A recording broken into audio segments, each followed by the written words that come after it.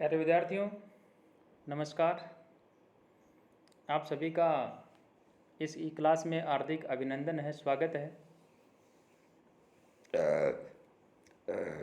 आज हम मनुस्मृति का जो द्वितीय अध्याय है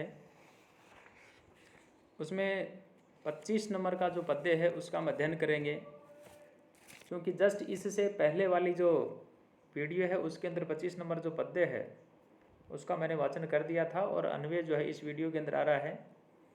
तो मैं समझता हूँ कि आप जो है इन दोनों को आप समझ पाएंगे, ऐसे मैं आपसे आशा करता हूँ। तो ऐसा धर्म से योनि ही वह समासेन प्रकृतितः अस्य सर्वस्य संभव च अधुना वर्ण धर्मान निबोध। यानी जो वर्ण धर्म है, धर्म का मतलब कर्तव्य से है, वर्ण का मतलब ब्राह्मण है, क्षत्रिय है, वैश्य है, शूद्र है। ये जो चारों वर्ण है, इन चारों वर्णों के क्या क्या धर्म है, यानी क्या क्या इनके कर्तव्य हैं, इनके विषय में जो है अब आगे कहा जा रहा है और इसके अंदर वही बात अब आगे आ रही है। तो कहा ऐसा धर्म से योनि है, यानी अभी तक जो मैंने बात कही ऋषियों, तुमसे धर्म के ये जो सारे साधन जो हैं ये मैंने संक्षेप में कहे हैं, और अब जो है संपूर्ण जो संसार है उसकी उत्पत्ति जो है वह भी कही, और अब जो ब्राह्मण आदि जो वर्ण हैं उनके धर्म है उनके विषय में सुनो। ऐसा धर्म से योनि ही, यानी ये जो धर्म है इनके जो संपूर्ण जगत है उसकी उत्पत्ति के विषय में कहा, और समासेन प्रकृतितः अस्य सर्वस्य संभव है अधुना वर्ण धर्मा निबोधत है। यानी अब जो है ब्राह्मण, क्षत्रिय, वैश्य, शूद्र, ये चारों जो हमारे वर्ण हैं इनके क्या क्या कर्तव्य हैं इनके विषय में आप सुनो, ये बात यहाँ पे कही गई। अब बात आती है 26 नंबर पद्य की, और यहाँ पे कहा वैदिकई है कर्म भी ही पुण्य निष्कादिर दिव्य जन्म नाम कार्य है शरीर संस्कार है पावन है प्रेते चे है च। पुण्य है वैदिकई है कर्म भी ही दिव्य जन्म नाम प्रेते च ई है निष्कादि भी ही पावन है शरीर संस्कार है कार्य। यानी यहाँ जो बात कही है पुण्य है वैदिकई है, यानी जो वेद है उसके अंदर कहे हुए जो भी इनके पवित्र कर्म है उन पवित्र कर्मों के विषय में पुण्य है वैदिकई है कर्म भी ही दिव्य जन्म नाम प्रेते च ई है निष्कादि भी पावन शरीर संस्कार है कार्य है।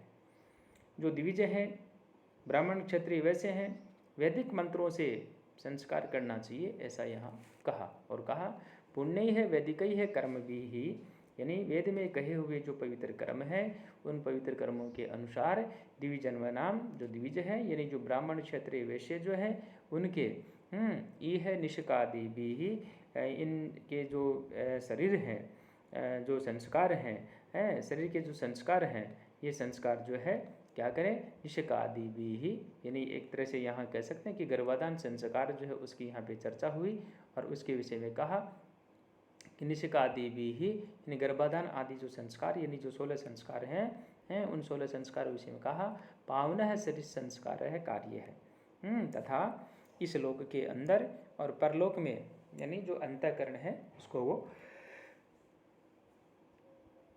पवित्र करते हैं, ऐसी मान्यता है।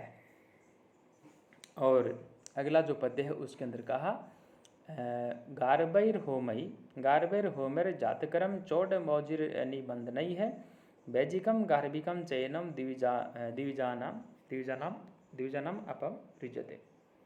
गार्भई होमई है जातकरम चोट मौजि निबंधनई है दिव्य जन्म नाम गार्भिकम वैजिकम च एन है अपम रिजते। यहाँ गर्भाधान आदि की पाप क्षय हेतु के विषय में कहा, और कहा कि जो गर्भाधान आदि जो संस्कार हैं उसके विषय में बात कही है, और कहा कि इसके अंदर जो है आपके गार्भई होमई है जातकरम चोट मौजी निबंधनई है दिव्य जन्म नाम गार्भिकम वैजिकम च एन है अपमृज्यते। यानी जो गार्भई होमई है जातकरम चोट मौजी निबंधनई दिव्य जन्म नाम गार्भिकम वैजिकम च एन है अपमृज्यते। गार्भई है ऐसा जो गर्भ से संबंधित, होमई है जो हवन होता है उस हवन से संबंधित, जात कर्म चोट मौज निबंधनई है ऐसे जो हमारे जातकर्म संस्कार या चूड़ाकरण संस्कार इत्यादि जो होते हैं उनसे, वैजिकम अर्थात ऐसा जो बीज से संबंधित, गार्भिकम यानी जो गर्भ होता है उस गर्भ से संबंधित जो है, एनम एन है अपम रिजते, अर्थात इस प्रकार से जो है ये दोष यानी जो पाप है ये दूर हो जाते हैं। अनुवाद देखिए इसका। गार्भई होमई जातकर्म चोड़न मोजी निबंधनई है दिवि जन्म नाम गार्भिकम बेजिकम च एन अपम रिजते। यानी गर्भ को पवित्र करने वाले होम और ऐसा जातकर्म चोड़न मोजी निबंधनई है, जन्म समय के जातकर्म संस्कार चूड़ाकर्म संस्कार से, ये गोपवित्र जो संस्कार होता है उससे, दिव्य जन्म नाम गार्भिकम बेजिकम, तो दिव्य का बेजिक यानी पाप तथा गार्भिक पाप यानी ऐसा जो उसके अंदर जो है नष्ट जो है वह हो जाता है। बेजिकम एन है अपम रिजते, यानी ऐसा जो पाप होता है नष्ट हो जाता है। अब 28वां नंबर जो पद्य है यहाँ पर हम देखते हैं कि इसके अंदर जो है यहाँ स्वाध्याय जो है करने से व्यक्ति को क्या बेनिफिट होता है उसके विषय में कहा कि स्वाध्याय करने से व्यक्ति जो है उसकी मुक्ति हो जाती है, मोक्ष हो जाता है। और कहा स्वाध्यायन व्रतई होमई स्त्रीर्विद्यम नेज्यया श्रुतई है महायज्ञस्य यज्ञस्य ब्रह्मीयम क्रियते तनु। स्वाध्यायन व्रतई होमई त्रिविद्येन इज्या श्रुतई महायज्ञ यज्ञ च इयम तनुः ब्राह्मी क्रियते। स्वाध्यायन, स्वाध्याय का तात्पर्य यहाँ वेद इत्यादि का जो अध्ययन करते हैं उसको स्वाध्याय कहा गया। स्वाध्यायन वेद आदि के स्वाध्याय से, व्रतई है व्रत नियम इत्यादि होते हैं उनसे, होमई है होम त्रिविद्येन वेद त्रय के अनुसार हैं जो भी कर्म हैं और उनमें इज्जया सुतई माँ यज्ञ है यज्ञ चयम, देव ऋषि है, पितृतर्पण है, पुत्रोत्पादन है, बलि वैश्वस आदि ये जो पंच हमारे महायज्ञ हैं, तथा साथ में जो इयम च तनु अर्थात ऐसा जो अग्निष्टोम आदि यज्ञों से यह शरीर जो है ब्रह्म साक्षात्कार के योग्य जो है बनाया जाता है। ब्राह्मी क्रियति यानी ब्रह्म साक्षात्कार के योग्य जो बनाया जाता है।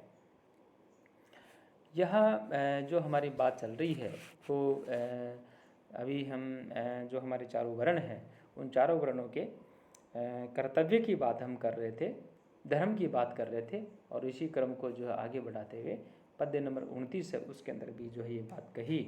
और यहाँ जातक्रम जो संस्कार है उसके विषय में कहा कि वह गर्भाधान और पुंसवन और सीमंतोन्नयन के बाद में चौथा जो संस्कार है ये होता है।